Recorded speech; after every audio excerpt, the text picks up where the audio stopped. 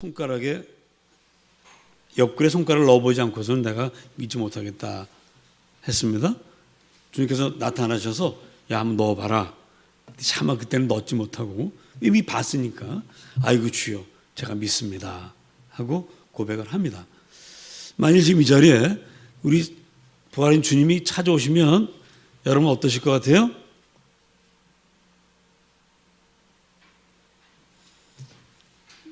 그럴 일이 없기 때문에 여러분 가만히 계시죠? 우리가 오늘 여기 왜 왔습니까? 부활하신 주님을 믿는 믿음으로 왔습니다. 예수님을 만나러 왔어요. 주님께서 말씀하시기를 나를 보고 믿는 자는 복이 있지만 나를 보지 않고 믿는 자는 더 복이 있다고 그러셨어요. 우리 주님을 보지 않고도 믿고요.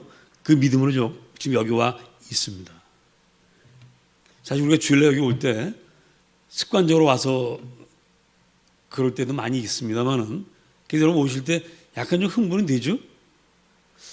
왜냐하면 예배 드리러 오고요. 우리 하나님 만나러 오고요.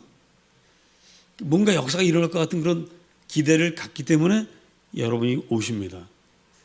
교회를 오래도록 다니고 뭐 장로가 되면 그런 기대 없이 그냥 오늘 가면 무슨 일을 해야 되나 이런 생각하고 오는 분들도 있습니다만은 보통 분들은 이제 그런 생각들 많이 하긴 하죠. 근데 약간씩밖에 못하죠.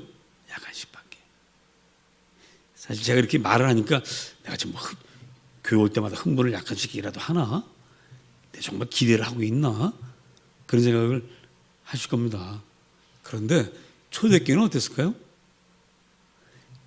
제자들끼리 모이는 자리에 예수님이 오셨을 때 제자들이 얼마나 놀랐겠어요.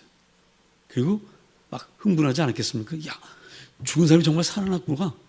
이게 대단한 일인데 그 흥분이 얼마나 대단했는가 하는 걸 제가 이제 말씀드리고 올게요. 성경에 보니까 사도행전 4장에 보면 사람들이 다 모여서 한 마음과 한 뜻이 되어 모든 물건을 통용했다고 되어 있어요. 내 것과 내 것이 없이 썼고요. 그리고 땅과 밭이 있는 사람들은 다 팔아가지고 그 돈을 그 공동체에 갖다 놓았다고 그랬습니다. 그래서 성경에는 가난한 사람이 하나도 없더라. 이거는 보통 흥분하지 않으면 있을 수 없는 일이에요. 정말 주님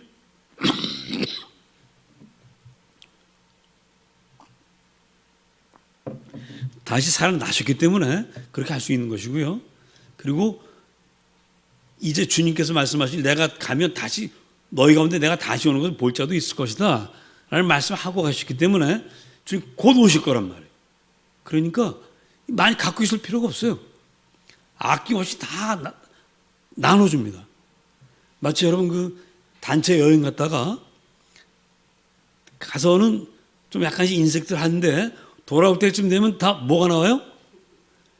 그동안 가방에 꽁꽁 묶어놓았던 온갖 것이 다 나와가지고 막 나눠줘요. 막 나눠줘요. 그 버스를 타면 그냥 아침부터 뭐 나눠줘요. 이거 어디서 나왔어요? 아이 뭐 그런 기분이에요 지금. 모든 게 끝나는 기분이에요. 주님께 다 내놓고 함께 쓰는 거예요. 그런 기적이 일어납니다. 그래서 이게 원시 공산 사회예요. 이런 일만 일어나는 게 아닙니다. 표적과 기사도 함께 일어나는데 글쎄 베드로가 이렇게 지나가면 그 그림자에 병든 사람이 길거리 누워 있다가 베드로가 지나가면서 드리운 그 그림자만 비쳐.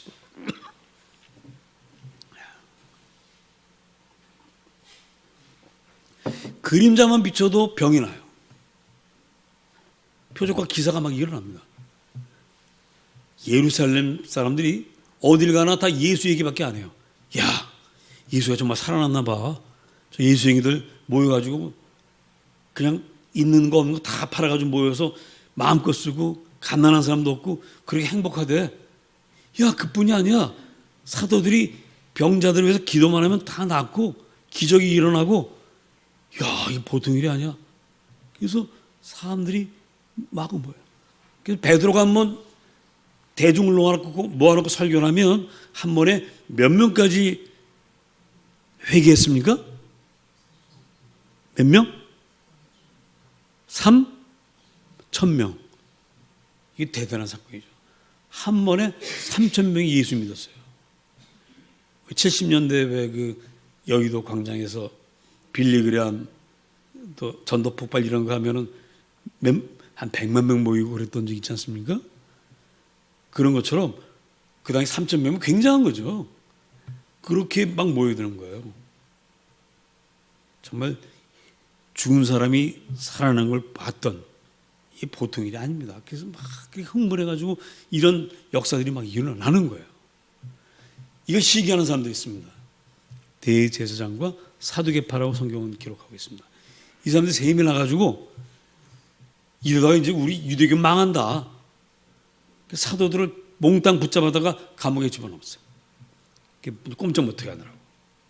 근데 성경에 보니까 주의 사자가 그 밤에 감옥문을 열고 이 제자들을 다 끌어 나왔습니다.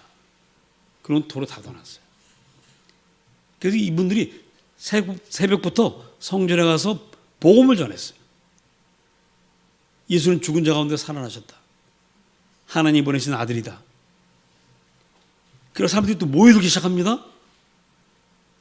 그 중에 한 사람이 쪼르륵 쫓아가서 아니 옥에 가뒀던 그 사람들이 지금 나와서 복음을 전하고 있습니다. 그럴 리가 있나? 하고 와보니까 진짜 하고 있는 거예요. 이 사람들이 또 한 번 놀라거든요. 그래서 다 붙잡아다가 막 때렸어요. 때리고는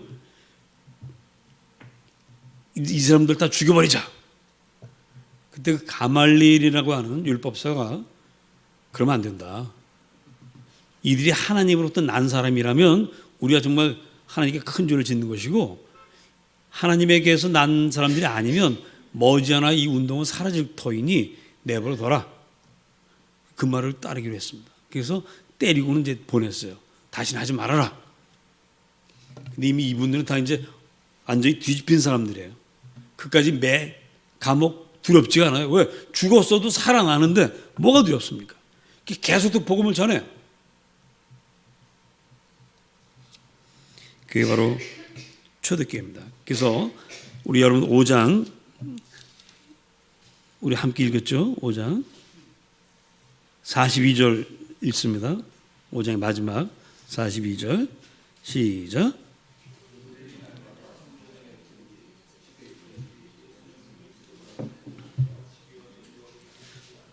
예. 그런 핍박과 환난과 이 역경 속에서도 예수는 그리스도입니다 라고 가르치는 것을 쉬지 않고 했다는 거예요. 전도했다는 거예요.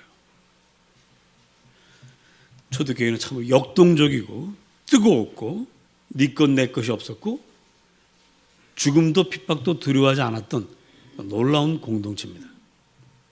그래서 오늘날에도 이 뜨거운 신앙을 갖는 교회들이 이 초대교회로 돌아가자고 얘기해요. 그래서 신사도운동이라는 게 있습니다. 초대교회 그 사도들처럼 우리가 그런 활동을 해야 된다. 또 초대교회처럼 뜨겁게 그렇게 해야 된다. 이렇게 주장하는 분들이 있습니다. 자, 이 주장이 맞습니까? 틀립니까? 맞는 것처럼 들리죠? 그럴듯하죠? 마주 초대교회처럼 뜨거워야 돼. 돌아가야 돼. 이렇게 생각하기 쉬운데 사실은 아닙니다. 초대교회로 돌아가면 안 됩니다. 일단 제가 가진 게 많아가지고요. 초대교회 돌아가면 다 팔아내놔야 되는데 이 제 거 다 팔아내놔야 되기 때문에 저 못하겠어요.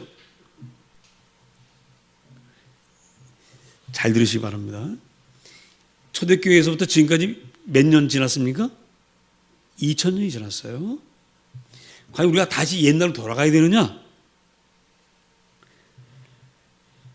사실은 그렇지 않습니다. 그래도 돌아갈 수가 없어요.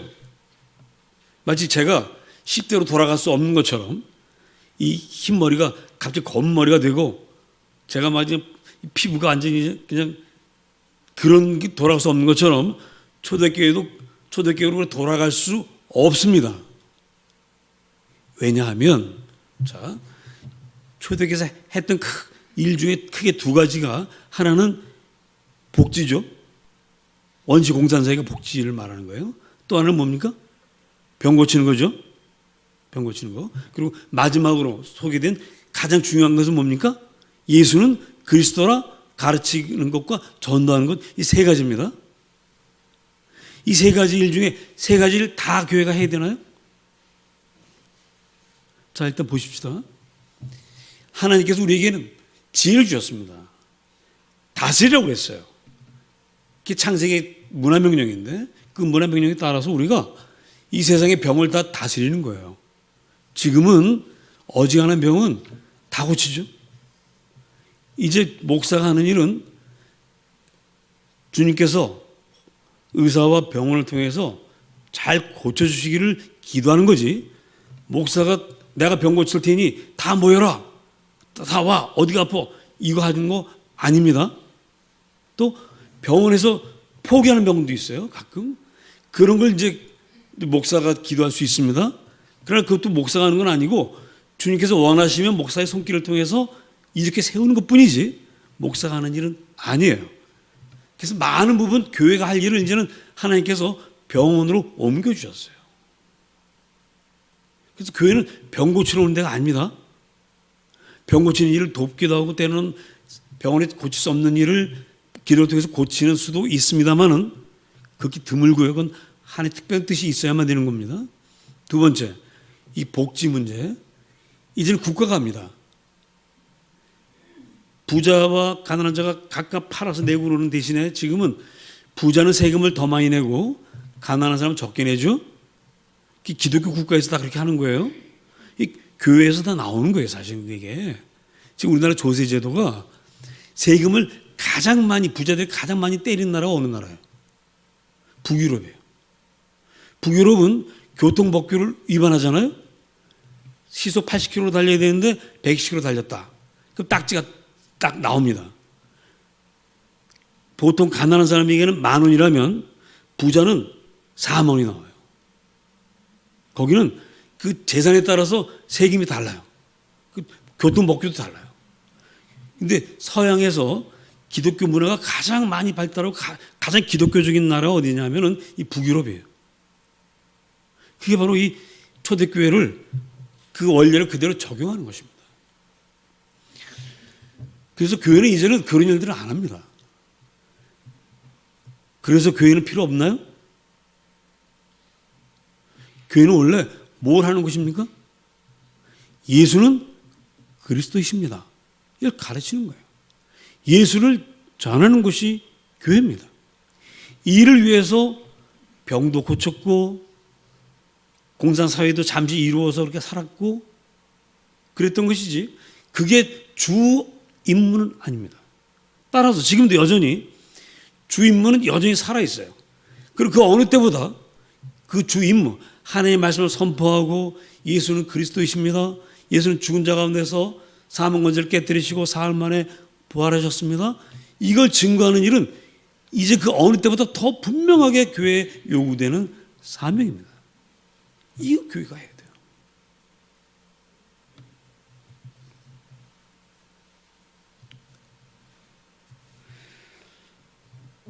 오히려 지금은 교회가 그런 일만 하는 곳이라는 것이 더 분명히 드러나고 있습니다. 그런데 왜 교회당이 텅 비어갑니까? 유럽에 있는 그 성당들, 교회들 왜 비어갑니까? 심지어 지금은 한국 교회도 이렇게 점점 줄어든다는 말을 제가 듣습니다. 왜 그럴까요?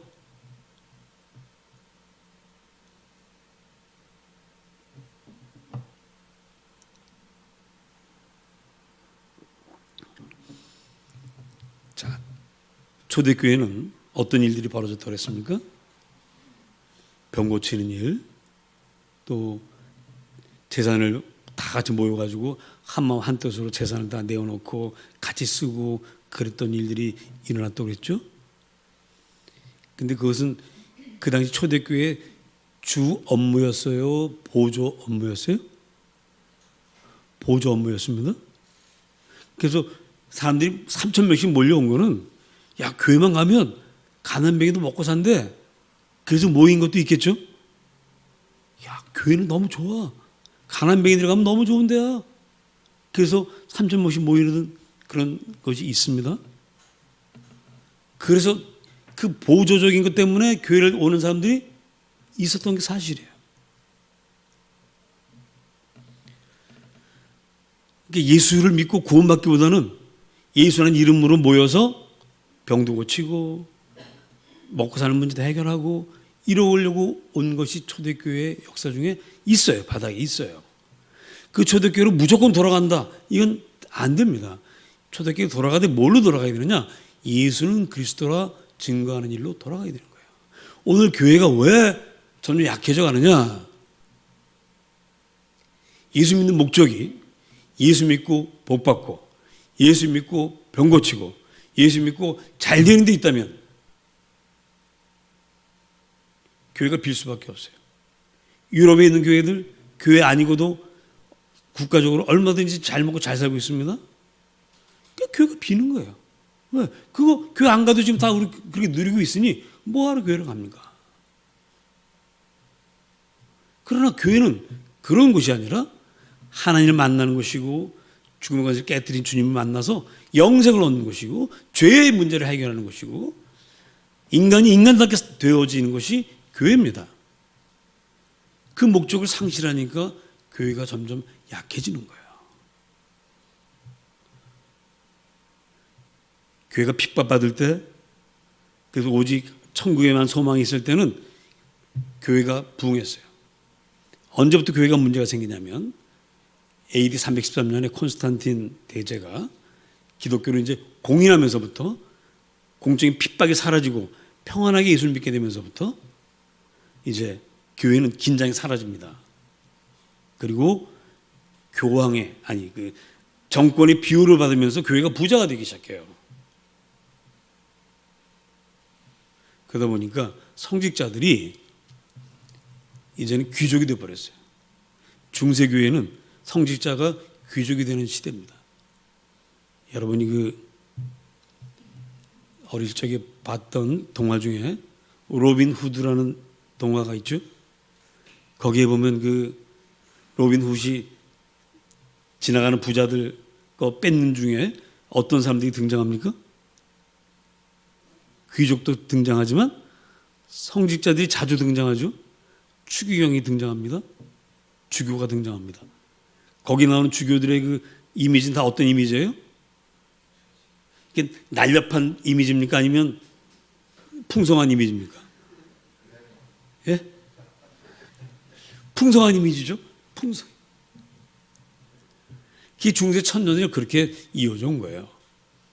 그래서 결국 교회가 어떤 곳이 되냐면 부자, 돈 벌고 잘 먹고 잘 사는 것이 기독교 목적이 되어버려요. 모든 교회는 그 부자들을 더 우대하고 그래서 부자들의 무덤은 어디다 둡니까? 성당 안에. 아주 부자들, 귀족들 성당 안에 무덤이 있습니다. 여러분 가면 안 보이죠?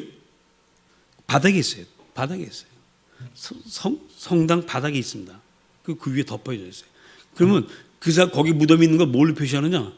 그 무덤이 있는 자리 위에 보면 빨간 모자 같은 게 달려 있어요. 그 깃털같이 이런 게 달려 있습니다.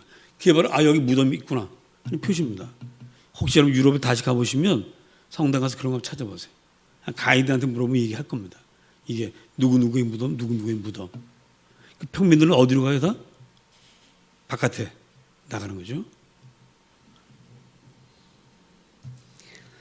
자, 오늘날 교회가 예수의 복음이 사라지고 교회를 통해서 잘 먹고 잘 살고 성공하는 데만 목표를 두면 처음엔 좀 성공하는 것 같죠? 처음엔 그것 때문에 모입니다.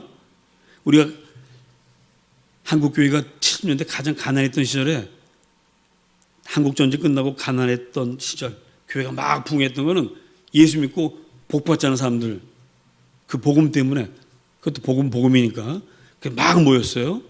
근데 지금 이제 다 잘 먹고 잘 살죠? 교회가 어떻게 되겠습니까? 비게 되는 거예요. 따랐습니다. 교회는 오직 예수다. 오직 예수만 있는 거예요. 예수를 말미암아 살고 예수를 믿음으로 살고 예수의 정신을 살고 예수의 믿음 마음으로 세상을 바라보며 함께 살아가는 것을 만드는 그 일이 교회가 하는 일입니다. 그 일이 계속되는 한은 교회는 문을 닫을 수가 없어요. 지금도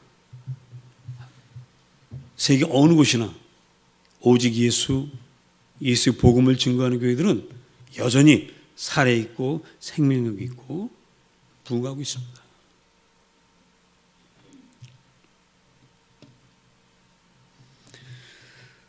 우리 나우리교회도 그런 교회가 되어야 할 줄로 믿습니다.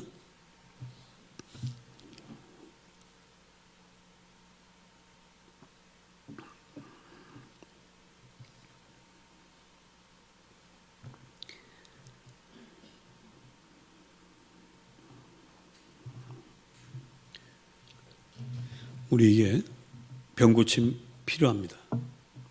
돈 필요합니다. 재산 있어야 됩니다. 성경은 이것을 죄라고 말하지 않습니다. 이걸 버리라고 하지 않습니다. 초대교회가 우리에게 보여주고 있어요. 병 고치고 재산을 나눠서 함께 사용하고 그런 가운데 모여들었다는 것을 우리에게 보여주고 있습니다. 이것이 다 헛되다고 말하지 않습니다. 그러나 이것이 가장 중요한 것은 결코 아닙니다. 가장 중요한 건 예수가 그리스도라는 사실 오직 그것뿐입니다. 이 순서가 뒤바뀌면 교회가 타락합니다. 이것이 바뀌면 교회가 망합니다. 주님은 그런 교회들은 버리세요. 구약시대에 이스라엘 백성들이 왜 버림받습니까? 하나님 대신에 우상을 섬겼기 때문에 버림을 받습니다. 구약시대 이스라엘 백성들이 섬겼던 우상은 뭡니까? 돈입니다. 번영입니다. 물질입니다. 그래서 그것만 있으면 공의와 정의 이런 것은 팽개쳐도 괜찮다고 했던 것이 구약시대 이스라엘이에요. 그래서 그런 나라를 우리 하나님께서 다 멸망시키십니다. 우리 주님 여러분들이 건강하고 돈도 잘 벌고 행복하기를 원하고 계십니다. 그러나 그것 때문에 그것을 더 많이 누리기 위해서 불의를 행하거나 억울한 사람을 만들어낸다거나 힘없는 사람들을 무시한다면 그것은 예수는 그리스도라는 고백을 버리는 거예요. 예수님이 우리를 구원하기 위해서 이 땅에 오실 때 왜 하필이면 가난한 동네에 가난한 가정에 가난한 모습으로 태어나셨겠습니까?